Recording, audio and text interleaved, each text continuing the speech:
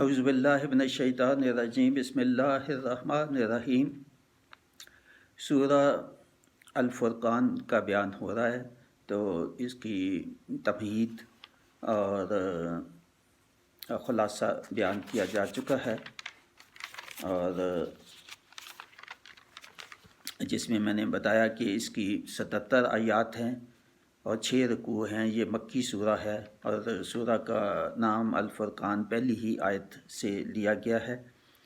اور یہ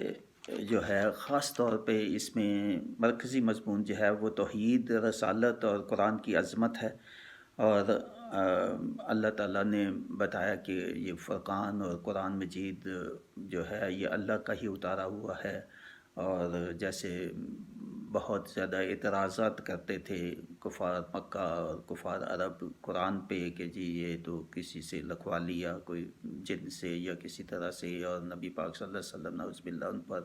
جادو ہے، سحر ہے، یا نعوذ باللہ مجنون ہیں، اور مختلف قسم کے اعتراضات، ان کا سب کا جواب اس میں دیا اس سورہ میں، اور کہ یہ بار بار دہرایا کہ یہ اللہ تعالیٰ کی طرف سے وحی کے ذریعے ہی نازل کی، جبریل علیہ السلام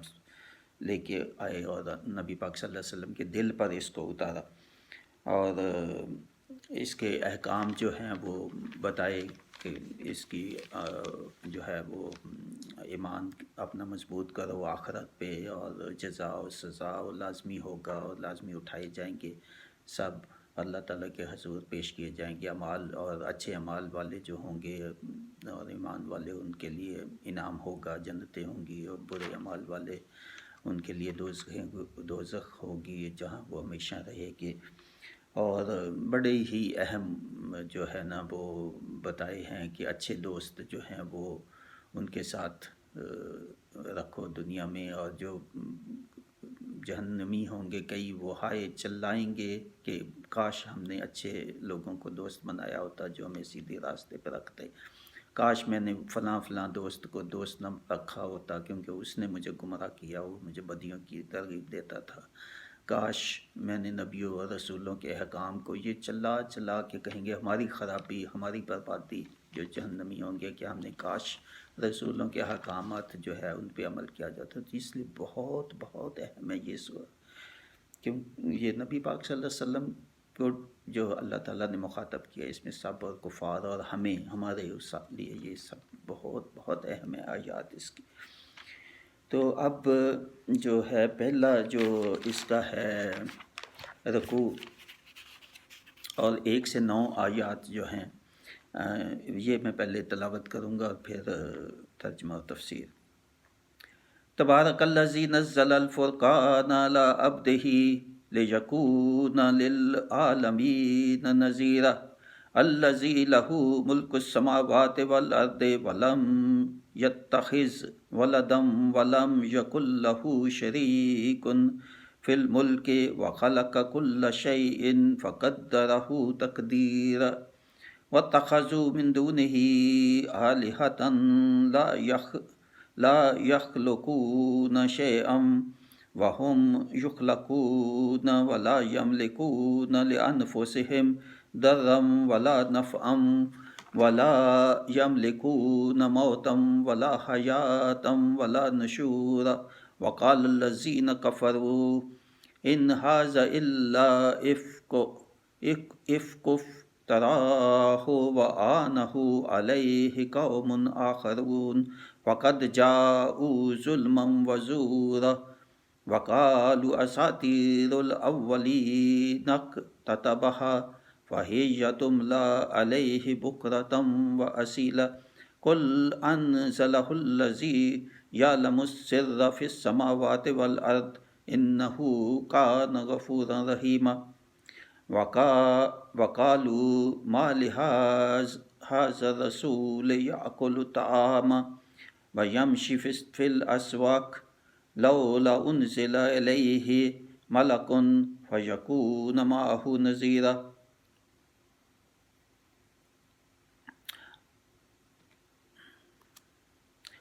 أو يلقى إليه كنز أو تكون له جنة يأكل منها وقال الظالمون ان تتبعون الا رجلا مسحورا انظر کیف ضربوا لك الامثال فضلوا فلا يستطيعون سبیلا۔ صدق اللہ العظیم۔ اب انہی آیات کا ترجمہ بیان ہوگا۔ بڑی برکت والا ہے وہ کہ جس نے اتارا قرآن اپنے بندہ پر، جو سارے جہان کو ڈر سنانے والا ہو، وہ جس کے لیے ہے آسمانوں اور زمین کی بادشاہت، اور اس نے نہ اختیار فرمایا بچہ، اور اس کی سلطنت میں کوئی شریک نہیں۔ اس نے ہر چیز پیدا کر کے ٹھیک اندازہ پر رکھی، اور لوگوں نے اس کے سوا اور الہ ٹھہرا لیے، اور وہ کچھ نہیں بتاتے، اور خود پیدا کیے گئے ہیں، اور خود اپنی جانوں کے برے بھلے کے مالک نہیں، اور نہ مرنے کا اختیار، نہ جینے کا، نہ اٹھنے کا۔ اور کافر بولے یہ تو نہیں مگر ایک بہتان جو انہوں نے بنا لیا ہے، اور اس پر اور لوگوں نے انہیں مدد دی ہے۔ بے شک وہ ظلم اور جھوٹ پر آئے اور بولے اگلوں کی کہانیاں ہیں جو انہوں نے لکھ لی ہیں، تو وہ ان پر صبح اور شام پڑھی جاتی ہیں۔ تو فرماؤ اسے تو اس نے اتارا ہے جو آسمانوں اور زمین کی ہر بات جانتا ہے، بے شک وہ بخشنے والا مہربان ہے۔ اور بولے اس رسول کو کیا ہوا؟ کھانا کھاتا ہے، بازاروں میں چلتا ہے، کیوں نہ اتارا گیا ان کے ساتھ کوئی فرشتہ کہ ان کے ساتھ ڈر سناتا، یا غیب سے انہیں کوئی خزانہ مل جاتا، یا ان کا کوئی باغ ہوتا جس میں سے کھاتے۔ اور ظالم بولے تم تو پیروی نہیں کرتے مگر ایک ایسے مرد کی جس پر جادو ہوا، اور اے محبوب دیکھو کیسی کہاوتیں تمہارے لیے بنا رہے ہیں، تو گمراہ ہوئے کہ اب کوئی راہ نہیں پاتے۔ اب انہی آیات کی جو تفسیر میں نے لکھی ہے، کافی حد تک تمہید میں ہو گئی یہ تفسیر، اور ترجمہ میں بھی واضح ہے، پھر بھی میں جو تھوڑا اس میں مزید کچھ اضافہ ہوگا۔ تو فرمایا جا رہا ہے یہاں پہ کہ فرقان یعنی قرآن پاک یہ اللہ تعالیٰ کی طرف سے ہی محمد صلی اللہ علیہ وسلم پر اتارا ہے، اللہ تعالیٰ نے جو سب کا رب ہے اور جو بڑی برکت والا اور عزت والا ہے، تاکہ اس قرآن سے سارے جہان کو نبی پاک صلی اللہ علیہ وسلم ڈر سنائیں۔ اور یہ رب خاص طور پہ اس وقت اہل عرب اور مکہ کے جو کفار تھے اور اہل کتاب جو تھے، یہ رب آسمانوں اور زمینوں کا رب ہے، اور اسی کی بادشاہی، اسی کی حکومت ہے تمام مخلوق پر۔ اور اس نے اللہ تعالیٰ نے، جیسے مسیحی کہتے ہیں کہ وہ اللہ تعالیٰ کا بیٹا ہیں اور مسیح علیہ السلام، تو اس کو تردید کی کہ اللہ تعالیٰ نے کوئی نہ بچہ اس نے پیدا کیا، نہ اس کی کوئی سلطنت میں کوئی اور شریک ہے، وہ یہ بھی نہیں کچھ کہتے ہیں کہ تین ہیں جو ہیں، وہ اس کی بھی ٹرینٹی جو ہے اس کی بھی یہاں جو ہے وہ اس کو بھی غلط قرار دیا کہ نہیں، اس کی سلطنت میں کوئی اس کے علاوہ کوئی شریک نہیں، وہ اکیلا واحد ہے اللہ۔